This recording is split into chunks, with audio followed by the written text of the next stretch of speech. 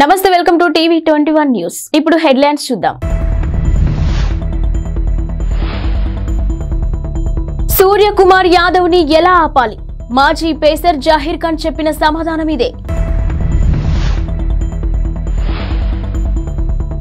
Biryani ఆర్డర్లలో నగరవాసులే top, Swiggy నివేదికలో వెల్లడి. అందుకే చంద్రబాబు 2 చోట్ల పోటీ చేయాలనుకుంటున్నారు. బొత్స సత్యనారాయణ. భారత్ వర్సెస్ దక్షిణాఫ్రికా మధ్య 3వ టీ20 మ్యాచ్ లో కెప్టెన్ సూర్యకుమార్ యాదవ్ సెంచరీతో చెలరేగాడు. ఇక మైదానం నలువైపులా 6లు 4లతో విరుచుకుపడ్డాడు. సూర్యను కట్టడి చేయడానికి సౌత్ ఆఫ్రికా బౌలర్లు నానా తంటాలు పడ్డారు. ఇక ఎట్టకెలకు సెంచరీ పూర్తయ్యాక అవుట్ చేయగలిగారు. మ్యాచ్ లో దక్షిణాఫ్రికా బౌలర్లకు ఎదురైన పరిస్థితిపై టీమిండియా మాజీ ఫాస్ట్ బౌలర్ జహీర్ ఖాన్ ఆసక్తికరంగా స్పందించారు. అయితే సూర్య రెచ్చిపోయి ఆడుతున్నప్పుడు అవుట్ చేయడం ఒక్కటే అతడిని ఆపగలిగే మార్గమని, అదొక్కటే అవకాశమని బౌలర్లకు జహీర్ సూచించాడు. బౌలర్లు అత్యుత్తమ బంతులు సంధించి సూర్యని అవుట్ చేయాలని అన్నాడు. ఇక దక్షిణాఫ్రికాపై మ్యాచ్ లో చివరికి అదే జరిగిందని అన్నాడు.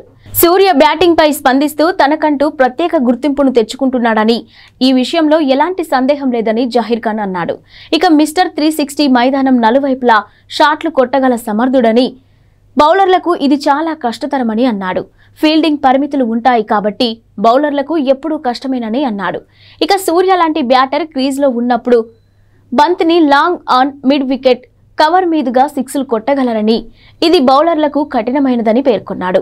ఇక సూర్య షాట్లు కొట్టేందుకు ప్లేస్లు ఎంచుకుంటున్నాడని, ఒకసారి ఊపు అందుకుంటే బౌలర్లు తమ ప్రణాళికలను అమలు చేయడం అంత సులభం కాదని అన్నాడు. ఈ మేరకు జహీర్ ఖాన్ క్రిక్ బజ్ తో మాట్లాడాడు. మహానగరాల్లో ప్రజలకు ఆన్లైన్ ఆహారం ఆర్డర్ ఇవ్వడం అలవాటుగా మారిపోయింది. ఇక స్విగ్గీ, జొమాటోలకు డిమాండ్ నానాటికి పెరుగుతుంది. మరోవైపు సంవత్సరాంతం వచ్చేసిన నేపథ్యంలో ఇక స్విగ్గీ ఈ ఏడాది అత్యధికంగా ఆర్డర్స్ వచ్చిన వంటకాల గురించి ఓ నివేదికను విడుదల చేసింది. హౌ ఇండియా స్విగ్గీ 2023 పేరిట విడుదలైన ఈ నివేదికలో పలు ఆసక్తికర విషయాలను వెల్లడయ్యాయి. ఇక బిర్యానీపై హైదరాబాద్ నగరవాసుల అభిమానం మరోసారి తేటతెల్లమైంది. దేశంలోని నగరాల్లోకెల్లా హైదరాబాద్ లో అత్యధికంగా బిర్యానీ ఆర్డర్లు వచ్చినట్టు స్విగ్గీ తన నివేదికలో పేర్కొంది. ఇక అంతేకాకుండా ఈ ఏడాది అత్యధికంగా స్విగ్గీలో అమ్ముడైన వంటకము బిర్యానీనే. వరుసగా 8వ ఏడాది బెస్ట్ ఆర్డర్ డిష్ గా బిర్యానీ నిలిచింది. సెకండ్ కు 2.5 బిర్యానీలు అమ్ముడుపోయాయని నివేదికలో తేలింది. ఇక జనవరిలో ఏకంగా 4.30 లక్షల బిర్యానీలకు ఆర్డర్లు అందాయని, ఇక జనవరి 1 నుంచి నవంబర్ 23 వరకు మొత్తం 2.49 బిర్యానీ ఆర్డర్లు వచ్చాయని పేర్కొన్నారు. ఇక అయితే హైదరాబాద్ కు చెందిన ఓ వ్యక్తి ఈ ఏడాది ఏకంగా 1633 బిర్యానీలను ఆర్డర్ చేయడం నివేదికలో మరో విశేషం. దీంతో పాటు హైదరాబాద్ వాసులు మొత్తం 6 లక్షల విలువైన ఇడ్లీలు ఆర్డర్ చేశారు. అత్యధికంగా ఆర్డర్ నమోదైన నగరాల్లో ఢిల్లీ, చెన్నై తర్వాతి స్థానంలో హైదరాబాద్ నిలిచింది. వైసీపీలో నియోజకవర్గాల ఇన్ఛార్జీల మార్పులపై విపక్షాలు విమర్శలు గుప్పిస్తున్న సంగతి తెలిసిందే. వైసీపీ ఓడిపోబోతుందనే భయాలు కారణంగానే ఇన్ఛార్జీలను మారుస్తున్నారని విమర్శిస్తున్నారు. ఈ నేపథ్యంలో మంత్రి బొత్స సత్యనారాయణ మాట్లాడుతూ టీడీపీకి కౌంటర్ ఇచ్చారు. మార్పులనేవి ప్రతి పార్టీలో జరిగే ప్రక్రియేనని ఆయన అన్నారు. ఇక గత ఎన్నికల్లో చంద్రబాబు సీట్లు ఇచ్చిన అందరూ గెలిచారా అని ప్రశ్నించారు. మార్పులు చేర్పులు అన్ని పార్టీలో ఉంటాయని, అదే ప్రక్రియ తమ పార్టీలో కూడా జరిగిందని చెప్పారు. కుప్పంలో గెలుస్తాననే నమ్మకం చంద్రబాబుకు లేదని, అందుకే 2 చోట్ల పోటీ చేయాలనుకుంటున్నారని బొత్స ఎద్దేవా చేశారు. విడతల వారీగా మద్యం నిషేధం చేస్తానని చెప్పిన ముఖ్యమంత్రి జగన్ అదే చేస్తున్నారని చెప్పారు. ఇక సామాన్యులకు మందు దొరకకుండా చేస్తున్నామని తెలిపారు. మద్యం విషయంలో ప్రజల్లో పరివర్తన తెస్తున్నామని తెలిపారు. ఇక అంగన్వాడీల ఆందోళన విరమించాలని సూచించారు. తుఫాను కారణంగా జరిగిన పంట నష్టంపై చంద్రబాబు నోటికి వచ్చినట్టు మాట్లాడుతున్నారని బొత్స మండిపడ్డారు. వర్షం తగ్గాక పంట నష్టంపై అంచనా వేస్తారని తెలిపారు. రంగు మారిన ధాన్యాన్ని కూడా కొనాలని ముఖ్యమంత్రి సూచించారని చెప్పారు. ప్రజలకు అండగా ఉన్నది వైసీపీ అని, వచ్చే ఎన్నికల్లో టీడీపీ తుడిచిపెట్టుకుపోవడం ఖాయమని జోసెం చెప్పారు. బహిరంగ మూత్ర విసర్జన వద్దన్నందుకు ఓ మాజీ సైనికుడు కాల్పులు జరిపాడు. దేశ రాజధాని ఢిల్లీలో బుధవారం రాత్రి జరిగింది ఈ ఘటన. ఇక పోలీసుల కథనం ప్రకారం బురాలిలోని రాయల్ అపార్ట్మెంట్ కు చెందిన మాజీ సైనికుడు రవీంద్ర బహిరంగంగా మూత్ర విసర్జన చేస్తుండగా చూసిన అదే అపార్ట్మెంట్ కు చెందిన హేమంత్ ప్రశ్నించాడు. బహిరంగ మూత్ర విసర్జన చేయకూడదని హెచ్చరించారు. దీంతో ఆగ్రహంతో ఊగిపోయిన రవీంద్ర చెప్పేందుకు నువ్వెవరంటూ అతడిపై తుపాకీ ఎక్కుపెట్టాడు. 2 రౌండ్లు కాల్చాడు. కాల్పులో హేమంత్ గాయపడ్డాడు. వారించిన మరో వ్యక్తిపైన రవీంద్ర దాడికి దిగాడు. ఈ ఘటనపై కేసు నమోదు చేసుకున్న పోలీసులు నిందితుడు రవీంద్రను నిన్న అరెస్ట్ చేశారు. ఘటన జరిగిన సమయంలో నిందితుడు మద్యం మత్తులో ఉన్నట్టు తెలిపారు. ఎన్నికల ప్రచారంలో కాంగ్రెస్ ఇచ్చిన 6 గ్యారంటీల్లో ఒకటైన 500కే గ్యాస్ సిలిండర్ పథకం హామీని నిలబెట్టుకునేందుకు రేవంత్ రెడ్డి ప్రభుత్వం రెడీ అవుతుంది. ఇక మహాలక్ష్మి పథకం కింద అందించనున్న గ్యాస్ సిలిండర్ను అందించనుండగా ఇందుకోసం 2 రకాల ప్రతిపాదనలు సిద్ధం చేసినట్టు తెలుస్తుంది. రేషన్ కార్డు ఉన్న వారితో పాటు లేని వారిలోనూ లబ్ధిదారులను ఎంపిక చేయడం అందులో మొదటిది కాగా, ఇక రెండవది రేషన్ కార్డుతో పని లేకుండా లబ్ధిదారులకు అందించడం రెండవదని చెప్పుకొచ్చారు. రాష్ట్రంలో మొత్తం 1.20 కోట్ల గ్యాస్ కనెక్షన్లు ఉండగా వీరిలో 44% మంది అంటే 52.80 లక్షల మందికి ప్రతి నెల రిఫిల్ బుక్ చేసుకుంటున్నారు. ఇక రేషన్ కార్డు ఉన్న కుటుంబాలు 89.99 లక్షల చొప్పున. ఈ లెక్కన తొలి ప్రాతిపాదికన ప్రకారం ఈ పథకాన్ని త్వరగానే అమలు చేయవచ్చు. కాకపోతే అనర్హులు కూడా లబ్ధిదారులయ్యే అవకాశం ఉందని పేర్కొన్నారు. అంటే దాదాపు 1 కోటి మందికి పైగా 500 రూపాయలకే గ్యాస్ సిలిండర్ ఇవ్వాల్సి ఉంటుంది. అదే రెండో ప్రతిపాదనను కనుక పరిగణలోకి తీసుకుంటే లబ్ధిదారుల గుర్తింపు కోసం ఎక్కువ సమయం పట్టే అవకాశం ఉంది. కేంద్ర ప్రభుత్వ విజ్ఞప్తి మేరకు గివిటప్ లో భాగంగా రాష్ట్రంలోని 4.2 లక్షల మందికి రాయితీని వదులుకున్నారు. ఇక దీంతో మిగిలిన వినియోగదారుల్లో ఎంతమందిని ఈ పథకానికి ఎంపిక చేస్తారనేది ఆసక్తికరంగా మారింది. ఇక ఈ పథకానికి ఎంపికయ్యే లబ్ధిదారులకు ఏడాదికి 6 సిలిండర్ల చొప్పున ఇస్తే ప్రభుత్వంపై దాదాపుగా 2,225 కోట్ల అదనపు భారం పడుతుంది. ఇక అదే 12 సిలిండర్లు ఇస్తే కనుక ఇది రెండింతలవుతుందని పేర్కొన్నారు. బీఆర్ఎస్ ప్రభుత్వం గతంలో ఏర్పాటు చేసిన కొత్త జిల్లాలను కుదించడం ఉండదని ఎమ్మెల్సీ జీవన్ రెడ్డి పేర్కొన్నారు. వాటితో ప్రజలకు కొంత ప్రయోజనం చేకూరిందని పేర్కొన్నారు. ఇక గురువారం కరీంనగర్లో ఏర్పాటు చేసిన మీడియా సమావేశంలో ఆయన ఈ విషయాలను వెల్లడించారు. కొత్త జిల్లాల ఏర్పాటుతో ఆయా ప్రాంతాల్లోని మెడికల్ కాలేజీలు వచ్చాయని, అటువంటి అభివృద్ధి వల్ల ప్రజలకు మేలు జరుగుతుందని పేర్కొన్నారు.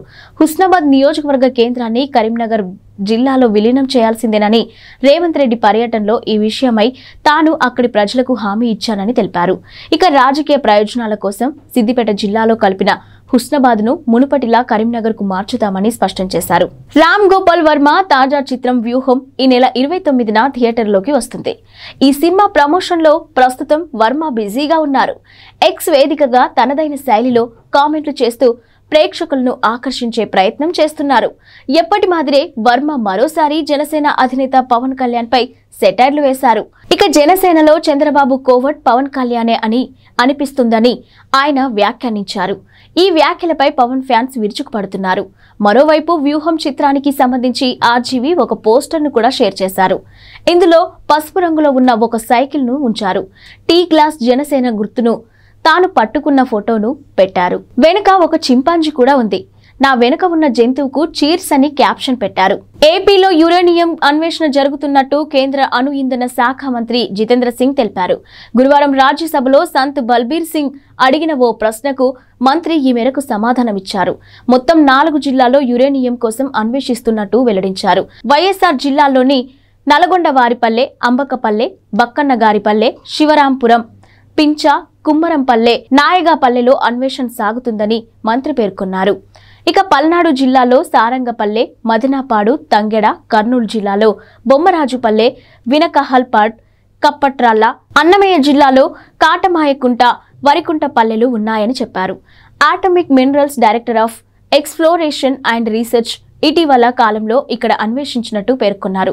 ఇక ఏపీలోని కన్నంపల్లె, తెలంగాణలోని చిత్రియాల్ వద్ద కొత్త గనులు, ప్లాంట్లు ఏర్పాటు చేసే విషయమై యురేనియం కార్పొరేషన్ ఆఫ్ ఇండియా ప్రారంభించిన పనులు వివిధ దశల్లో ఉన్నట్టు తెలియజేశారు.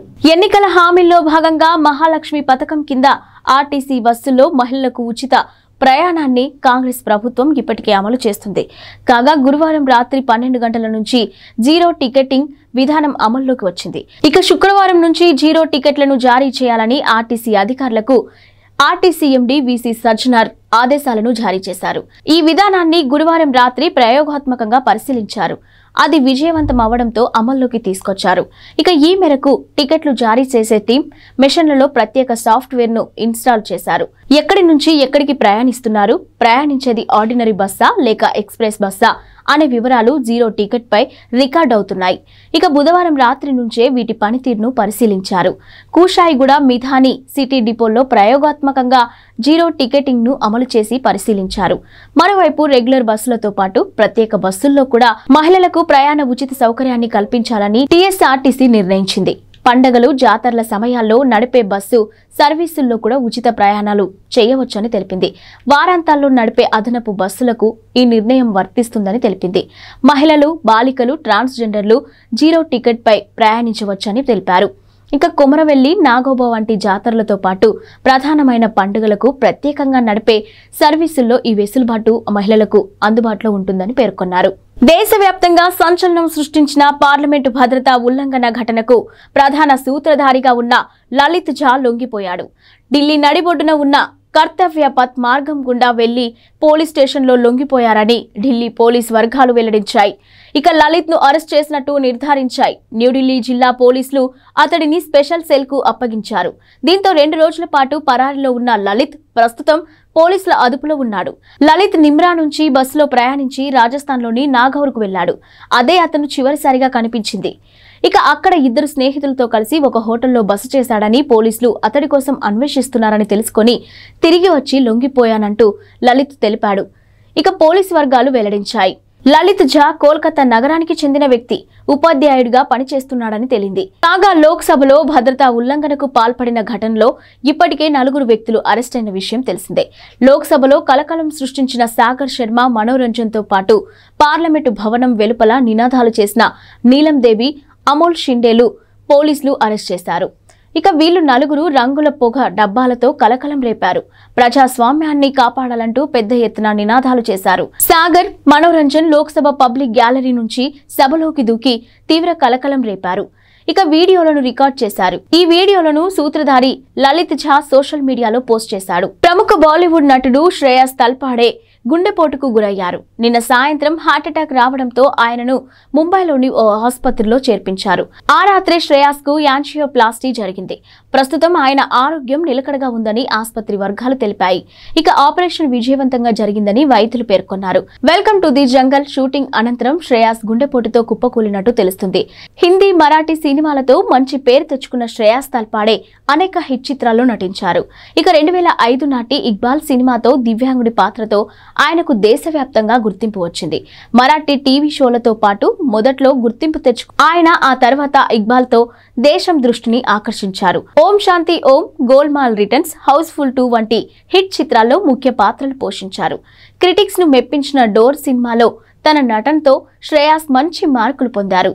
ఈ సంవత్సరం pan India block buster Pushpa Hindi version లో అల్లు అర్జున్ పాత్రకు శ్రేయాస్ డబ్బింగ్ చెప్పారు. దక్షిణాఫ్రికాపై 3వ టీ20 మ్యాచ్ తో సెంచరీతో చెలరేగిన కెప్టెన్ సూర్యకుమార్ యాదవ్ అసాధారణ రికార్డులు నెలకొల్పాడు. ఇక అంతర్జాతీయ టీ20 క్రికెట్ లో 4 సెంచరీలు సాధించిన 3వ బ్యాట్స్మెన్ గా మిస్టర్ 360గా నిలిచాడు. ఇక ఈ జాబితాలో చెరో 4 సెంచరీలతో ఉన్న రోహిత్ శర్మ, గ్లెన్ మ్యాక్స్వెల్ సరసన నిలిచాడు. అయితే సూర్యకుమార్ కేవలం 57 ఇన్నింగ్స్లలో ఈ రికార్డును సాధించగా రోహిత్ 79 మ్యాచ్లు, మ్యాక్స్వెల్ 92 ఇన్నింగ్స్ ఆడడం గమనార్హం. దీనిని బట్టి సూర్య ఎంత వేగంగా 4 సెంచరీలు అందుకున్నాడో అర్థమవుతుంది. ఇక టీ20 ఫార్మాట్ లో వీళ్లు 3 మాత్రమే 4 చొప్పున సెంచరీలు నమోదు చేయగా సబావున్ David 3, Colin Munro 3, Babar Azam 3 ఆ తర్వాత స్థానాల్లో ఉన్నారు. ఇక దక్షిణాఫ్రికాపై సూపర్ సెంచరీ సాధించిన సూర్య ఖాతాలో మరో 2 రికార్డులు పడ్డాయి. టీ20లో అత్యధిక స్కోర్ సాధించిన 3వ భారత కెప్టెన్ గా సూర్య నిలిచారు. ఇక సూర్య సాధించిన 4 సెంచరీలు వేర్వేరు దేశాల్లో నమోదు చేయడంతో మరో రికార్డుగా ఉంది. ఇంగ్లాండ్, న్యూజిలాండ్, ఇండియా, దక్షిణాఫ్రికాలో సెంచరీలు బాదాడు. ఈ ఫీట్ సాధించిన ఏకైక ఆటగాడిగా మిస్టర్ 360 నిలిచాడు. మ్యాక్స్వెల్ సెంచరీలో 2 భారత్లో, శ్రీలంక, ఆస్ట్రేలియాలో ఒక్కొక్కటి చొప్పున బాదాడు. ఇక రోహిత్ ఇండియాలో 3, ఇంగ్లాండ్లో 1 సెంచరీ కొట్టాడు. ఇవి ఇప్పటివరకున్న బులెటిన్ అప్డేట్స్. Keep watching.